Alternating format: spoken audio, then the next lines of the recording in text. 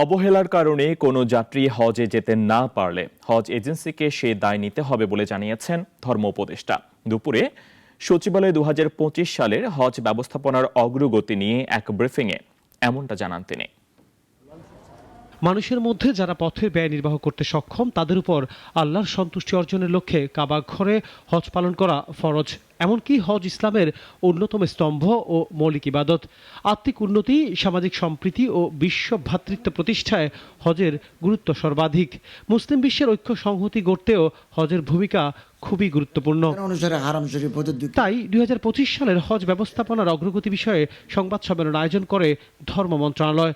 ধর্ম উপদেষ্টা বলেন, সরকারিভাবে যাওয়া হাজিদের জন্য সৌদি সরকারের সাথে সব রকম চুক্তি হয়েছে। স্বল্প দূরত্বে বাসস্থানের ব্যবস্থা করা হয়েছে বলেও জানান ধর্ম উপদেষ্টা।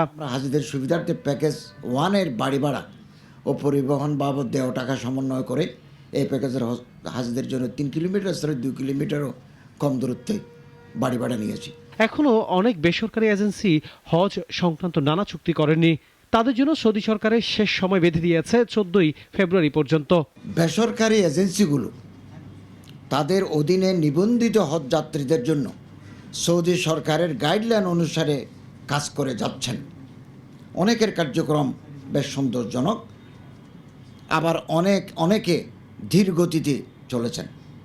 সৌদি সরকারের পক্ষ হতে হজ সেবা দানকারী কোম্পানির সাথে 14 ফেব্রুয়ারির মধ্যে সকল চুক্তি সম্পাদনের নির্দেশনা দেওয়া হয়েছে। তিনি বলেন, ওমরা টিকিট নিয়ে সিন্ডিকেট বা গ্রুপ টিকেটিং চলবে না। নাম ও পাসপোর্ট নাম্বার দিয়ে 72 ঘন্টার মধ্যে টিকিট কাটতে হবে বলেও জানান ধর্ম উপদেষ্টা। সিন্ডিকেট ধরতে স্বরাষ্ট্র মন্ত্রণালয়ের 7 সদস্য বিশিষ্ট একটি কমিটি গঠন করেছে বলেও জানান তিনি। আগামী বছর যদি আমরা থার্ড ক্যারিয়ারের অনুমতি পাই, তখন একবার ওপেন টেন্ডার দিয়ে আমরা এমিরেটস, গালফ এয়ার অথবা কাতার এয়ারওয়েজের সাথে আমরা কম্পিটিশনে যাব। এবার হজে যেতে নিবন্ধন করেছেন 87,100 জন। এর মধ্যে সরকারি ব্যবস্থাপনায় 5,200 জন হজ যেতে নিবন্ধন করেছেন। এবছর থেকে শিশুদের হজে নেওয়া যাবে না বলে জানানো হয় সংবাদ সম্মেলনে। আনোয়ার হোসেন, নাগরিক, ঢাকা।